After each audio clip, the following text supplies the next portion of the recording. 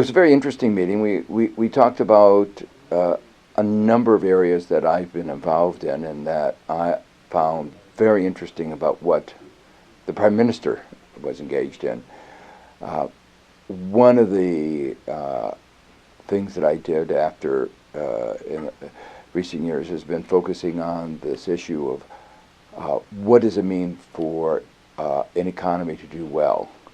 I chaired an international commission on the measurement of economic performance and social progress, the main message of which is that well-being was what we should be caring about, and well-being was not necessarily well measured by GDP or the standard measures, and that I welcomed his concern about thinking about things in a broader context, thinking about what was it that made really delivered well-being.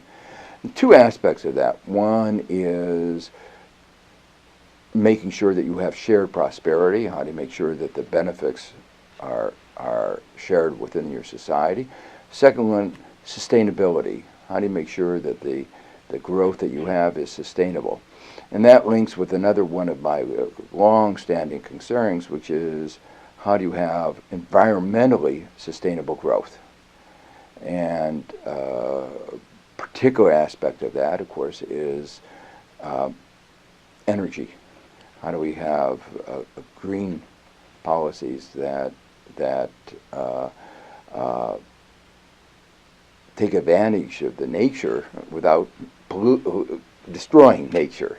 So take advantage of the sun, but without adding pollution, to try to create a learning society. How can Aruba establish itself as a hub in a way between Latin America, Europe, North America, in providing knowledge and learning in some niche in the knowledge space?